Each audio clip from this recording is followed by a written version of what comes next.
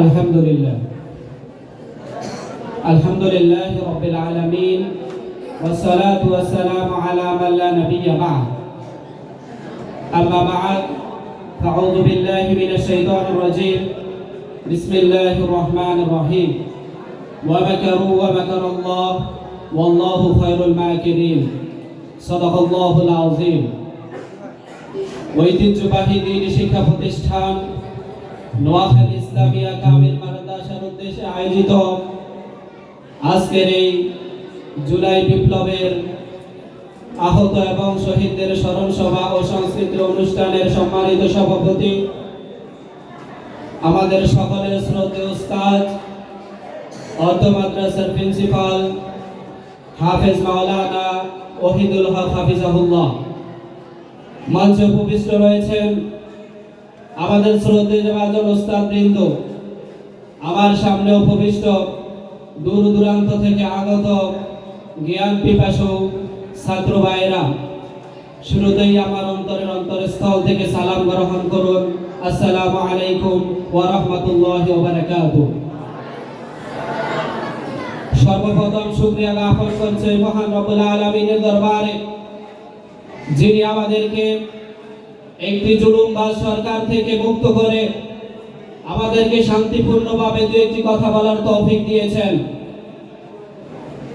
আমরা শুকরিয়া আদায় করি এজন্য যে আমরা আজ এখানে দাঁড়িয়ে আপনাদের সামনে দু একটি কথা বলতে পারছি। তারই সাথে সাথে গভীরভাবে স্মরণ করতে জুলাই বিপ্লবের সেই মহান বীরদের কথা, যাদের তাজা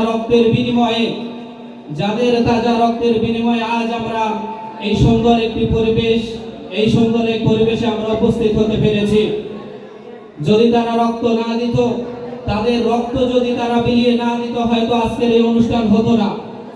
যদি তারা তাদের রক্ত বিলিয়ে না দিত, হয়তো আজকে আমরা ক্যাম্পাসে শান্তিপূর্ণভাবে বসবাস করতে পারতাম না। জুলাই বিপ্লবের সময় ক্যাম্পাসে যে ছাত্ররা ছিল, তাদের ছবি এবং কি তাদের রেকর্ড পর্যন্ত ওই ফ্যাসিস্ট সরকারদের দোসরদের হাতে তুলে দেওয়া হয়েছিল। ছাত্ররা ভয়ে ক্যাম্পাস ছেড়ে দিয়েছিল। যদি তারা রক্ত বিলিয়ে না দিত, তাহলে আমার মতো অথম এখানে দাঁড়িয়ে আজকে কথা বলতে পারতো না। যারা জুলাই বিপ্লবে তাদের তাজা রক্ত বিলিয়ে দিয়েছেন, তারা আমাদেরকে দেখিয়ে দিয়েছেন অন্যায়ের প্রতিবাদ কিভাবে করতে হয়। তারা দেখিয়ে দিয়েছেন জুলুমের বিরুদ্ধে কিভাবে কথা বলতে হয়। তারা আমাদের প্রেরণা জুগিয়েছেন। তারা আমাদেরকে দেখিয়ে দিয়েছেন যে একজন জুলুমবাজ সরকারকে কিভাবে পতন ঘটিয়ে দেশ থেকে পালিয়ে যেতে বাধ্য করা হয়। এখন দেখা যায় যে কিছু সুশীলরা বলে যে আমরা আগেই ভালো ছিলাম। যদি তারা বলে যে আমরা আগেই ভালো ছিলাম, তাহলে আগের যারা যেখানে ছিল, তারা যে মামুর বাল্লি দিল্লি আছে, তোমরাও সেই দিল্লিতে চলে যাও। এই বিপ্লবকে নস্যাৎ করার জন্য এই অবৈধ সরকারের কিছু চাটুকারেরা এই বিপ্লবকে নস্যাৎ করার জন্য বিভিন্নভাবে চেষ্টা করছে।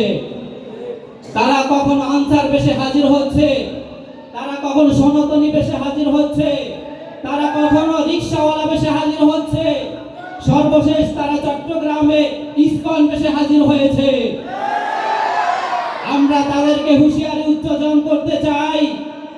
আমরা তাদের কোরআনের আয়াত বলে দিতে চাই, ইন্না কাইদা শাইতানি কানা দাঈফা, নিশ্চয়ই শয়তানের চক্রান্ত হচ্ছে দুর্বল। তারা যতই চক্রান্ত করুক না কেন, ছাত্র সমাজ, ছাত্র জনতা যতদিন জেগে থাকবে, তাদের পালিয়ে যাওয়ার পথ তারা পাবে না। যদি তারা এলোমেলো করে, তাহলে তাদের মামুর বাড়ি দিল্লি তাদেরকে পাঠিয়ে দেওয়া হবে।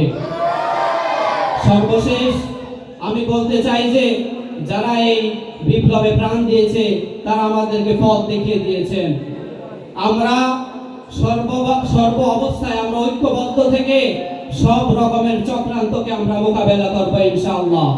এই বলে আমি আমার বক্তব্য শেষ করছি। আসসালামু আলাইকুম ওয়া রাহমাতুল্লাহি ওয়া বারাকাতুহু।